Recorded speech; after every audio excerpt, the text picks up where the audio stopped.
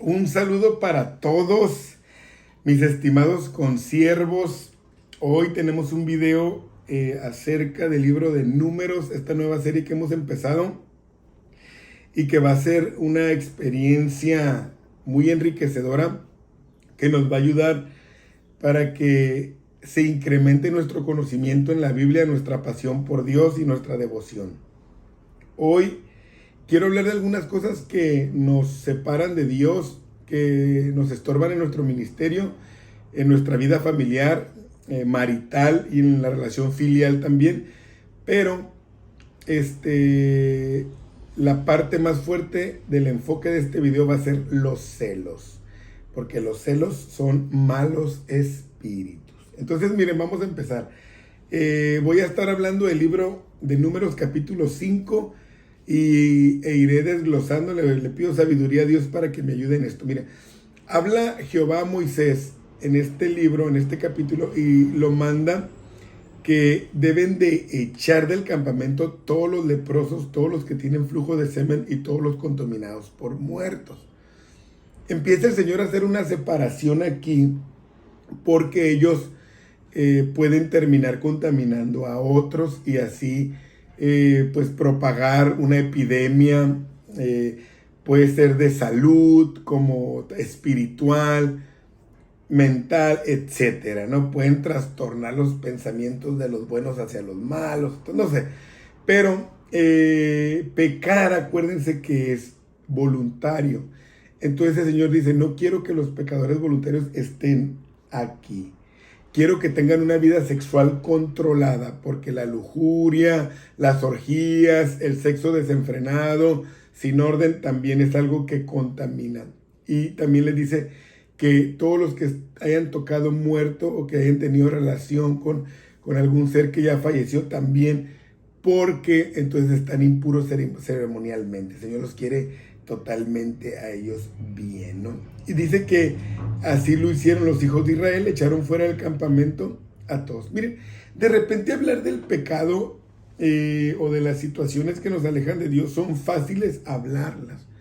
El problema es cuando hay que actuar. Por ejemplo, aquí el Señor les dijo todo lo que le molestaba, todo lo que no era correcto, y ellos dijeron que sí, pero cuando le dice, entonces ahora actúa, échalo. Sabemos lo que está mal, pero qué difícil cuando hay que reprender a los hijos, cuando hay que atender el matrimonio, cuando hay que poner a alguien en disciplina. Es difícil, aunque sabemos las cosas correctas, pero es difícil la hora de actuar. Debemos de saber un punto que tú tienes que analizar, es que Dios habita en medio de su pueblo, pero no puede habitar en medio de inmundos. Entonces, esa es una clave que debemos de cuidarnos, estar purificando nuestra vida, nuestra alma, nuestro cuerpo para que Dios habite. Dios no va a habitar donde alguien no se guarda para que Él habite. Una cosa es que Él nos llame siendo inmundos, pero nos limpia y Él empieza a habitar en nosotros. No quiere decir que nos acepta tal cual, no confundamos esto. Él nos llama y nos perdona para usar a los perdonados, a los que eran pecadores. Entonces, he ahí la obra transformadora de Dios. Debemos de cuidar, estar bien moralmente, físicamente y de qué otra manera, espiritualmente. Saber lo que Dios quiere hacer. Entonces, cuando no echamos de nosotros las cosas que a Dios no le agrada, es que nosotros toleramos. Y un principio básico que nosotros vemos en la vida de nuestro Señor Jesucristo es que Él no toleraba, Él los perdonaba, a las prostitutas las perdonaba, a los leprosos los limpiaba, o sea, los sanaba del cuerpo, les sanaba el alma, los llevaba a la salvación. Entonces debemos de cuidar esto, que nosotros no toleremos, porque ahí ya entonces vivimos un cristianismo que no le agrada a Dios, y eso dice la palabra de Dios. Dice que además habló Jehová a Moisés diciendo, di a los hijos de Israel, el hombre o la mujer que cometiera alguno de los pecados con que los hombres prevarican, o sea, que conscientemente lo hacen. Eso es una prevaricación. Cuando yo estoy totalmente pleno de que no y sí, es que no lo debes de hacer, pero lo estoy haciendo. Es que no es lo correcto, pero lo quiero hacer. Es una prevaricación. Entonces, y la Biblia dice que es contra Jehová, porque Él es el que ya nos dio las reglas, los mandamientos, y de todos modos lo hacemos. aunque él no lo diga. Entonces, ¿qué tenían que hacer esas personas? Ve esta secuencia. Debían confesar el pecado, dice el versículo 7, confesar el pecado que cometió. No solamente decir, bueno, ya no lo voy a hacer, me equivoqué, etcétera. No, había que confesarlo, o sea, sacarlo, externarlo, para que después vieran la obra de Dios en nosotros. No como lo hacen los católicos que van con un padre y se confiesan y él mismo les habla del perdón y eso, y les manda a hacer algunas cosas para que sean perdonados. No, así no es. Pero usted puede ir con su líder, con su pastor, y decirle, hermano, hay cosas que no están bien, ya le pedí perdón a Dios y Dios me va a restaurar. Hay que externar, no solamente decir, bueno, ya pasó y ahí quedó. No, necesitamos ser libres. Y mucha gente no es libre, lo deja en el olvido. Vea lo que dice otra cosa que me gusta, compensará enteramente el daño. ¿Cuál daño? El que te privó de servir a Dios. El pecado te privó, entonces tú tienes que compensar ese daño. Le tienes que añadir. Si antes dabas 80 en el servicio, pero pecaste y lo dejaste hacer, ahora tienes que ir al 90, al 100. Te tiene que costar porque hay una consecuencia en todos los aspectos. Porque dejaste de ser joven, porque dejaste de ser útil físicamente, etc. Tú tienes que compensar. Tus malas decisiones, tus malas obras te van a costar un precio, porque vas a necesitar remar en contra la corriente. No es solamente ya pequé, ya estoy aquí. No, la Biblia nos enseña otra cosa. En la antigüedad los hebreos le tenían que añadir la quinta parte. ¿Y a quién se lo tenían que dar? Contra el que habían pecado. Y si no había contra quién habían pecado, o sea, hablando humanamente, pues ellos lo tenían que hacer con Dios. Fíjense, porque Él era el que había puesto las leyes y las reglas. Entonces, todo esto nos debe de llevar a un pensamiento muy elevado de vivir cuidándonos en todos los aspectos, para que Dios pueda estar en nosotros. No es cosa fácil el cristianismo. No es solamente, bueno, estamos caminando y nos estamos congregando. No es solamente me equivoqué, pero ya estoy aquí. No, hay un proceso que nosotros tenemos que saber trabajar. Miren, entonces cuando ya uno empieza a cuidarse, empieza a detectar cosas en todos los sentidos, en las emociones espirituales, tanto de Dios como del enemigo. Vea lo que dice aquí donde quiero realmente enfocarme. Dice el verso 11, hay una ley sobre los celos. Y si usted es celoso, entonces esta palabra es para usted. Y si conoce a alguien que es celoso, compártalo. Y si los dos son celosos, véanlo en pareja, para que entendamos a la luz de la palabra lo que es los celos para Dios.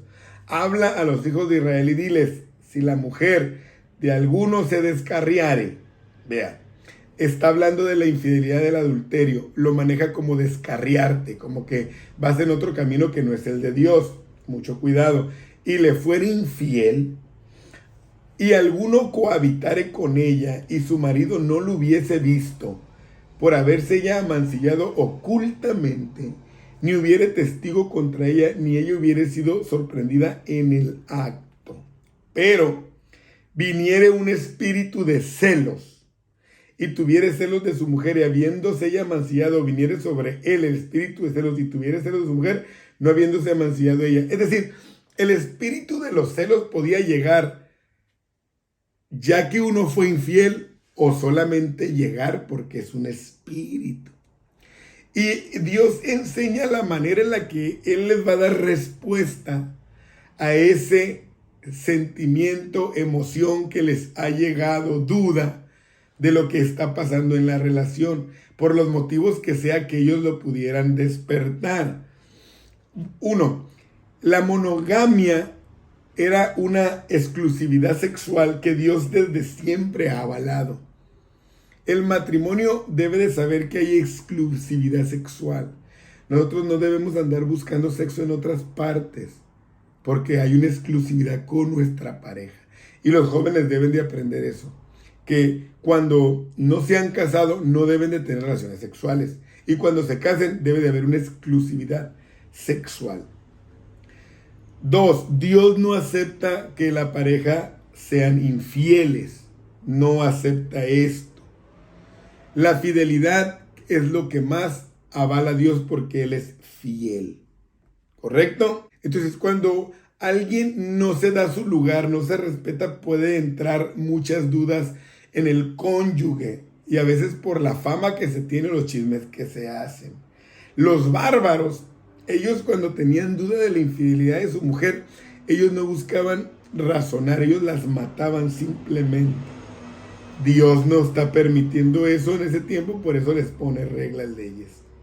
Entonces pone una fórmula para identificar esas situaciones, si hay culpa o no. Entonces, el pecado no iba a quedar oculto.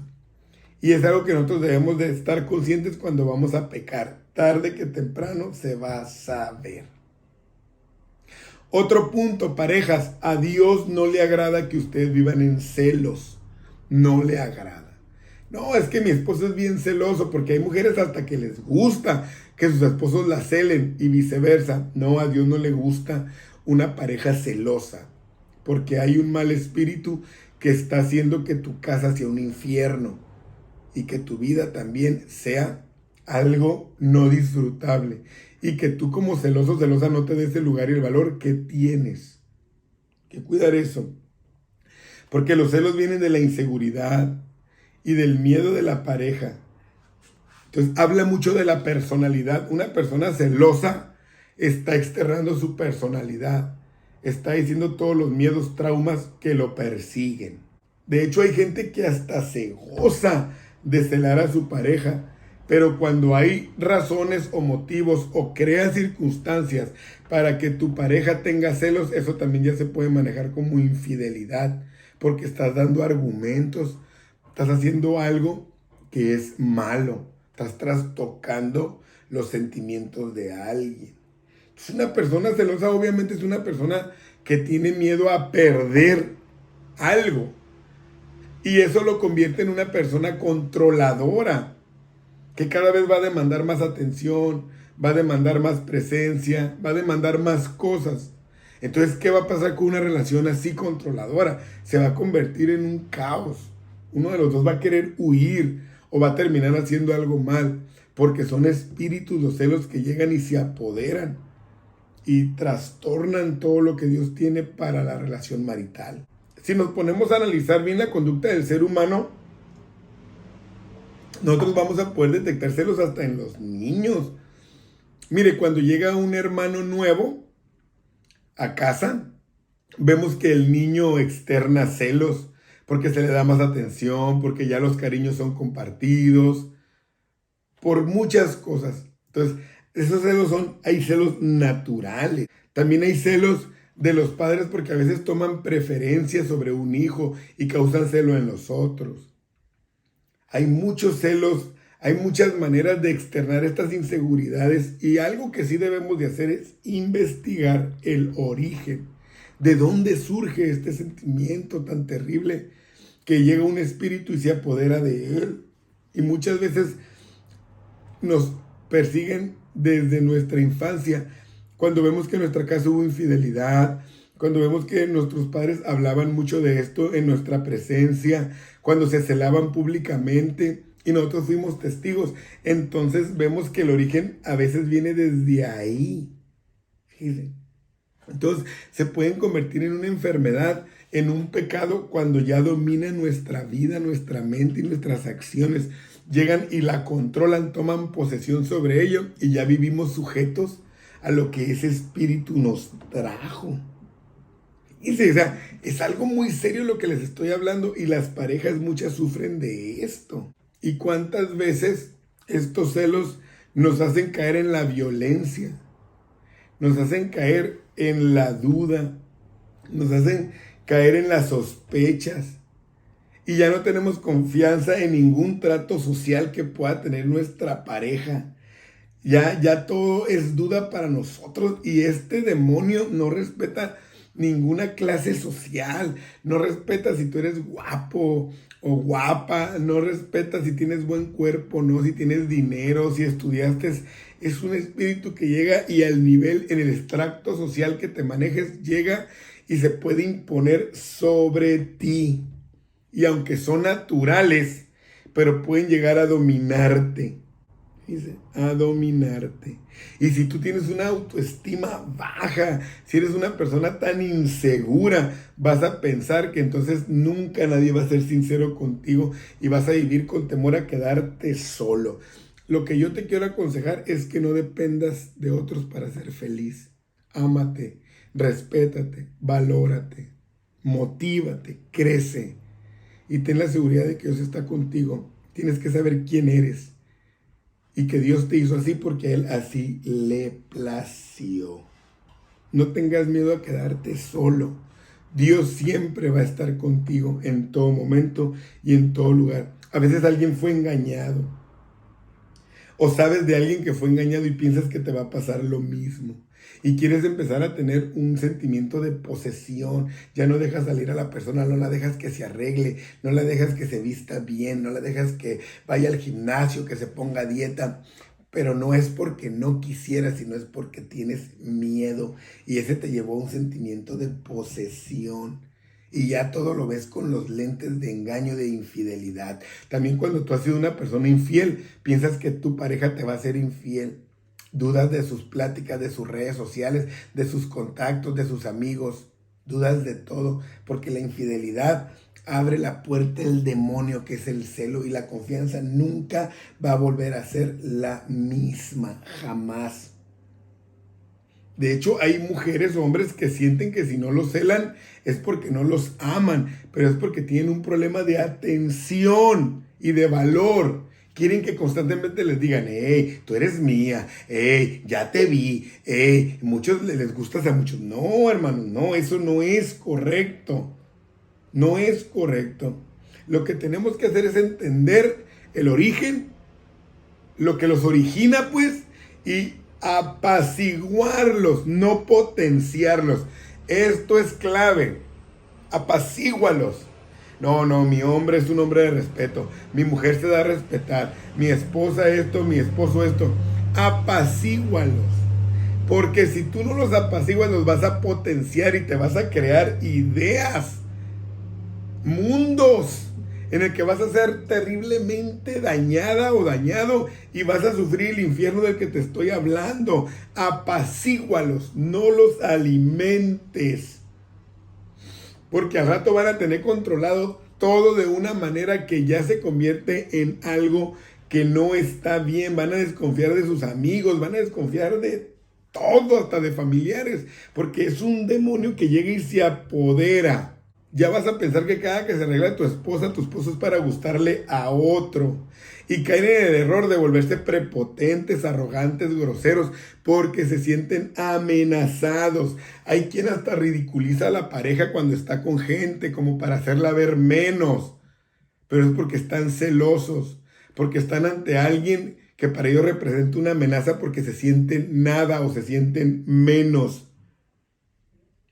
Fíjense esta cosa. Entonces, había la posibilidad aquí bíblicamente de que la mujer había fallado, sí, pero también había la posibilidad de que no hubiera fallado. Entonces Dios la va a poner en alto si es inocente, para que el hombre no fuera una amenaza contra ella, siendo que ella no había hecho nada. Ahora, hay que entender que también hay celos justificados, porque hay quien da de dónde dudar. Se arreglan para todo menos para sus parejas. Son cortés con todos, menos con sus parejas. A todo mundo le echan chistes, con todos sí saludan, abrazan, pero a sus parejas no. Entonces hay celos que están justificados, aunque no debemos de potenciarlos.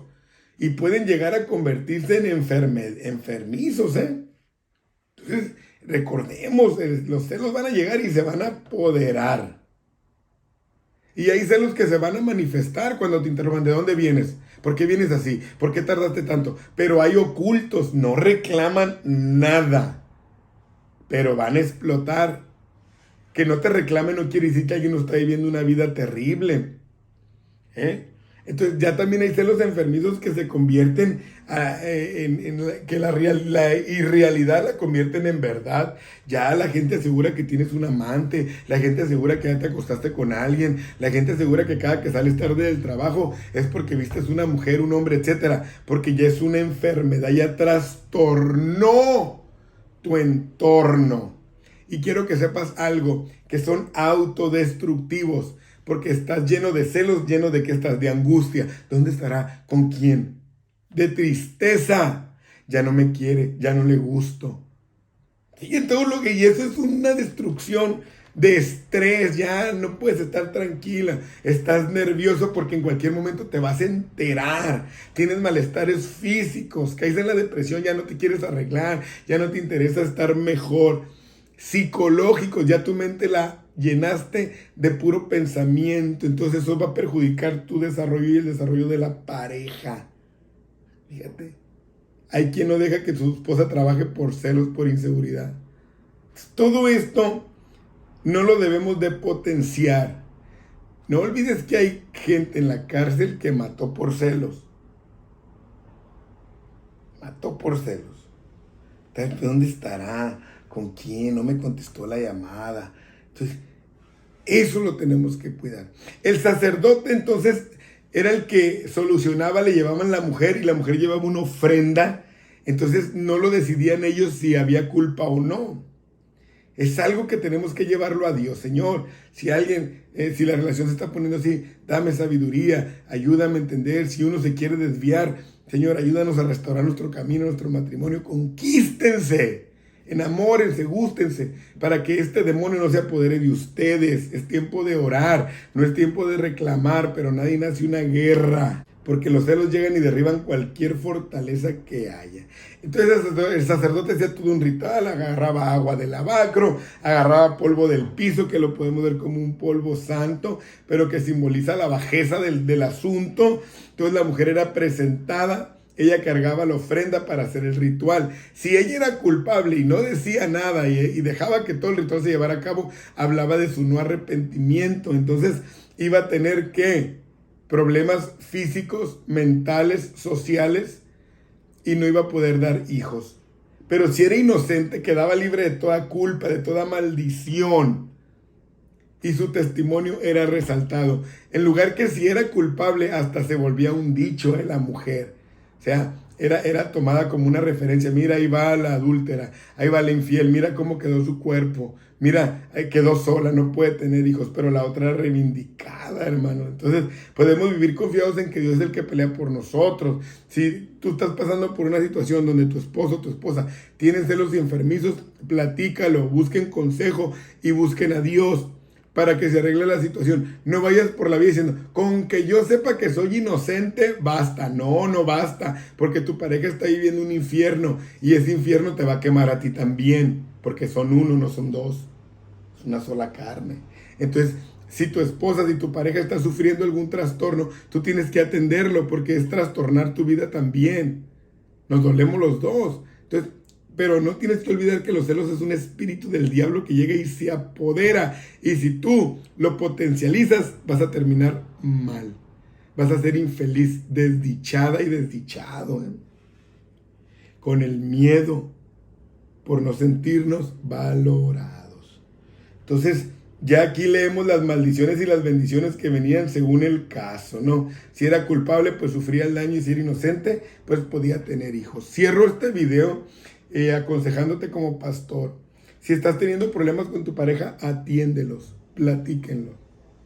Los celos, aunque están en nuestra naturaleza, deben de estar controlados por nosotros. No divagar y no darles ese poder, porque ese poder va a derribar al matrimonio más sólido. Y la Biblia nos está enseñando que es un demonio, que llega un espíritu del diablo, el cual tenemos que reprenderlo y juntos echarlo fuera. Atiéndanse como parejas, gústense. No solamente se echen perfumito porque van a la calle, no, échense ahí en su casa para que su mujer y su hombre disfruten de su compañía, sean amables, gústense en todas las áreas para que este mal espíritu no pueda entrar. Y cuando haya una mala actitud de uno hacia los demás, hacia la sociedad, platíquenlo, edúquense. Oye, no me gusta que abraces a las hermanas, ten cuidado. No, es que no está mal que lo haga, pero a lo mejor te está externando tu esposa que le da celo y hay que cuidarlo. No se trata de que esté bien tú o no lo hagas con una mala intención. Se trata de que a ella no le gusta. A veces la hermana saluda de beso a otros hermanos y si tu esposo te dice, oye, no me gusta que lo hagas. No, pues es que es social. No. hay que cuidarlo porque no todos tienen la capacidad de esa madurez. Y también con la ropa tienen que cuidarlo, porque a veces el hombre y la mujer se llena que otros lo chulen, que otros le digan, ah, qué bien se ve, y eso causa celo al marido o a la esposa. Dios nos ayude, pero los celos es un espíritu del diablo que hay que reprenderlo y que es algo que no se atiende, porque pensamos que para eso no hay consejo, pero la Biblia habla de él y lo atiende de una manera puntual. Así de que te recomiendo que tú lo hagas. Soy el pastor Carlos Martínez y espero que este video sea de mucha bendición. Si alguien está sufriendo de esta situación, de este infierno, compártele el video. Dios te bendiga.